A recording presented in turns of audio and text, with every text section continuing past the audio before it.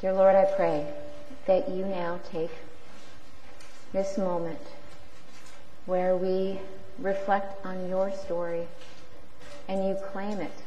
You claim the words that I speak, you make them live and breathe and have meaning far beyond anything I could do.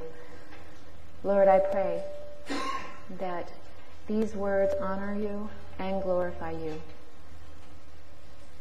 In the name of Christ, my Savior, I pray. Amen.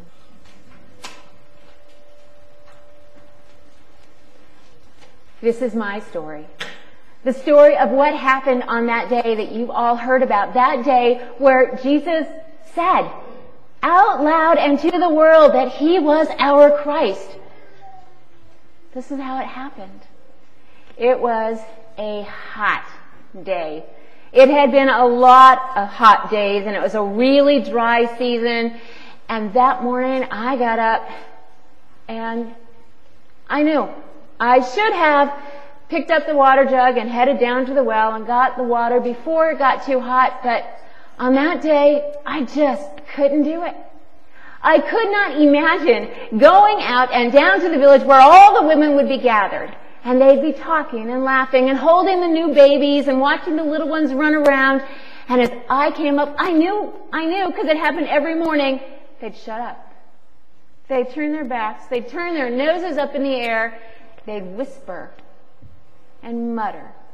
And they'd snatch their children away so they wouldn't touch me or brush up against me. And you know what? That day I just couldn't face it. I'd had it. Up to here and then some. I was so sick and tired of being talked about and whispered about that I didn't go. I waited. Around noontime, I decided I had to go out and get water. And I figured this was probably the best time because I knew that the men would be gathering in the town center for their noonday meal, and the women would be getting ready to serve them, and there probably wouldn't be that many at the well.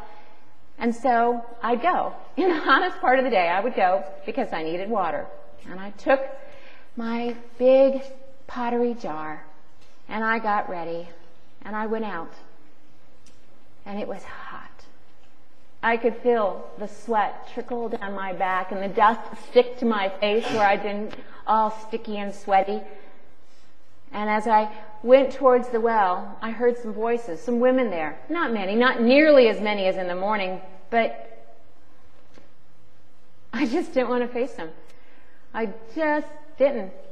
So I kept walking. I didn't even pretend to stop and think about it. I just walked like that was my plan from the beginning. I was going to head out to Jacob's well. Everybody knows, I told myself, that the water's better out there. They'll just think I'm smart because I'm going to where the good water is. I'm not going to be lazy and stay right there and go to the village well. No, I'm going to go to the good well.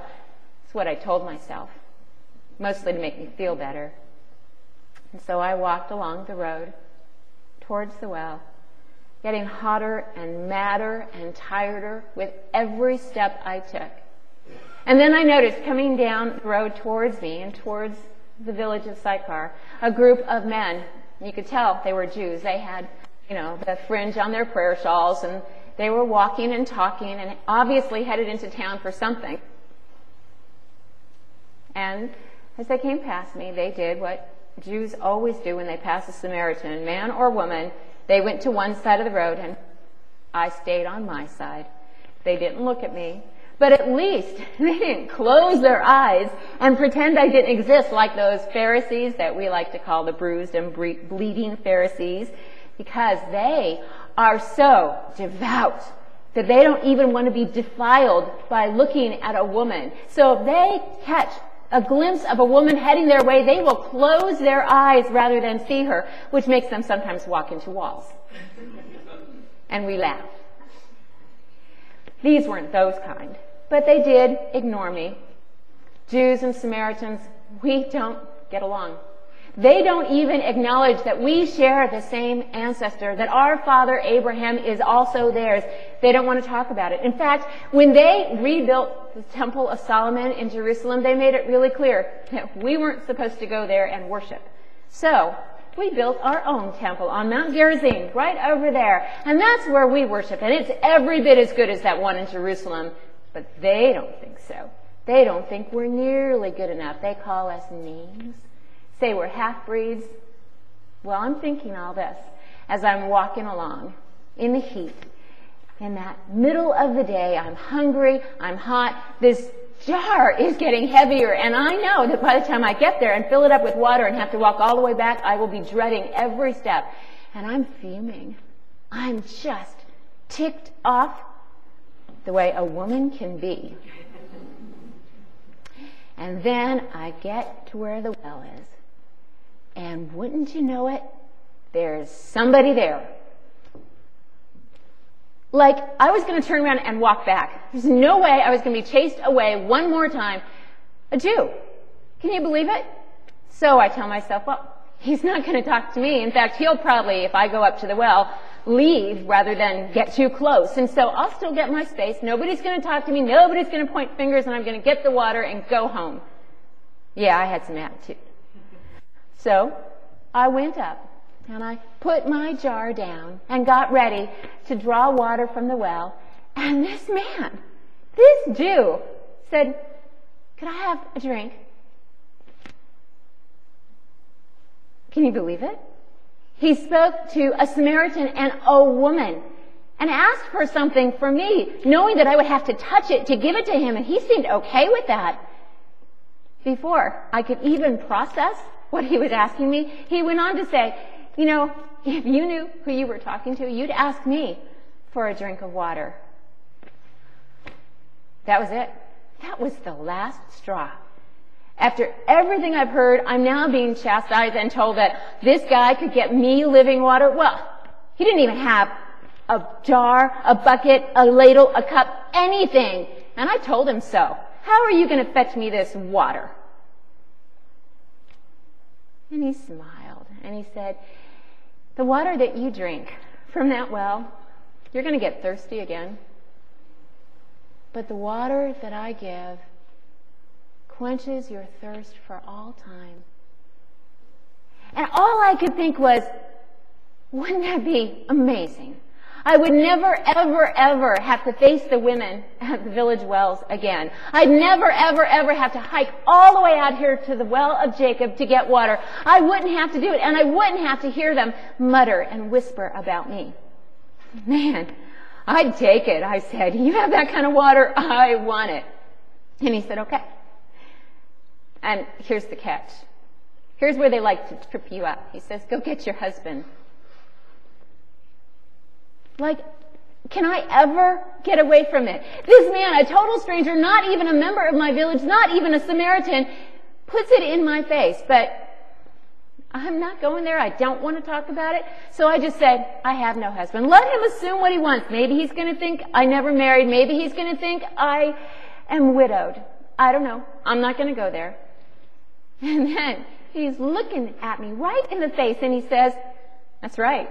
You don't. You've had 5 husbands, and the man you're living with now, you're not married to him." I couldn't imagine it.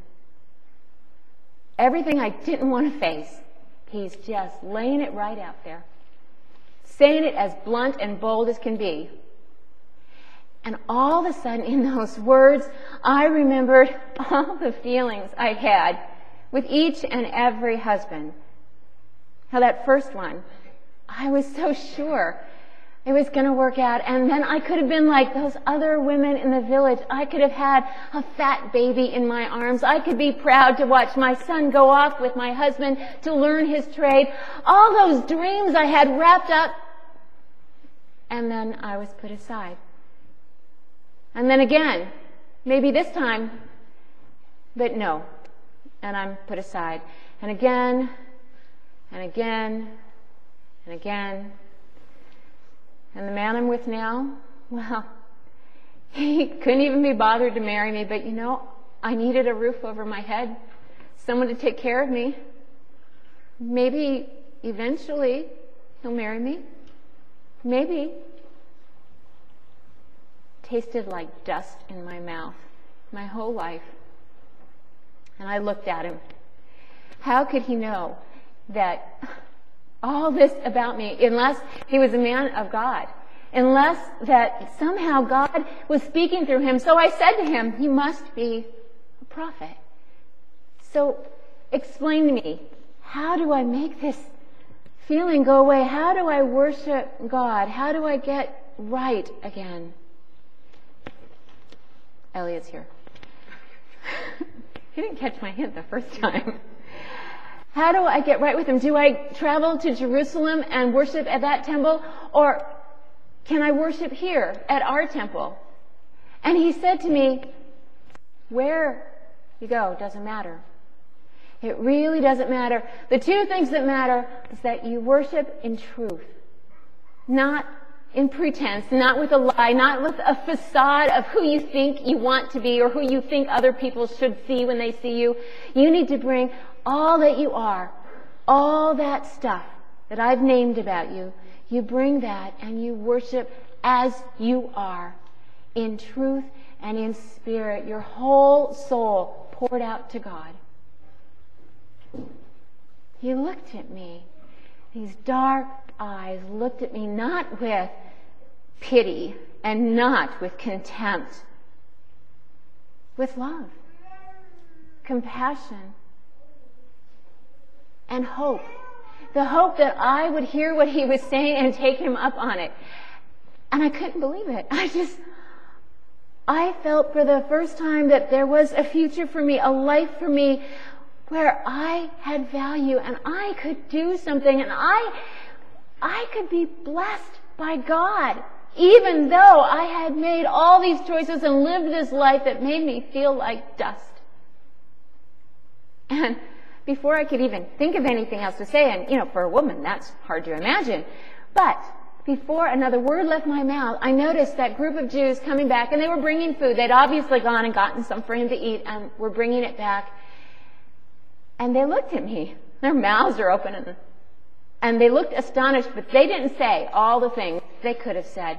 Like, how dare you talk to him? Or what are you thinking? They didn't even chastise him for speaking to me. And I couldn't contain myself. I just couldn't. I was in a place where people looked at me, the me inside, the one that wept and cried and feared and loved. They looked at that and they were not shunning me. And I just ran. I left my jug there and I ran all the way back into town, and I knew just where to go. I wasn't going to just knock on the door of one house. I was going to go right into the center of the town where I knew everybody would be. I can't tell you what exactly I said. I can't tell you what was on my face or in my voice. I know that I didn't make excuses. I know I didn't pretend and say, oh, I met this man and he seems to be a prophet. I told them what he'd said about me. I just said it right there in public in the town square where everybody could hear me proclaim it. I don't know what it was in my words, but when I turned around and said, he says, he's the Christ. He told me, he looked me in the face and said, he's the Christ, the one we've been waiting for. And I ran back up the road to go back. I didn't hesitate. I didn't see what was going on behind me. I didn't know. And when I got all the way back to the well, I heard the man talking to the other Jews. And he was saying something about, you said it's 4 months till harvest. But look, the fields are white and ripe and ready for harvest. And I turned around and looked. The fields were brown and dry and crisp. Nothing anywhere you could see in the whole valley of Shechem was ready for harvest. Nothing was white or ripe at all, except streaming up from the village were all these Samaritans.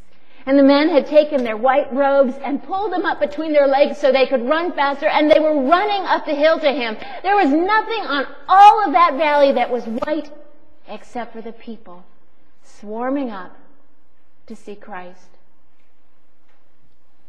And that's my story. And all the people say, amen.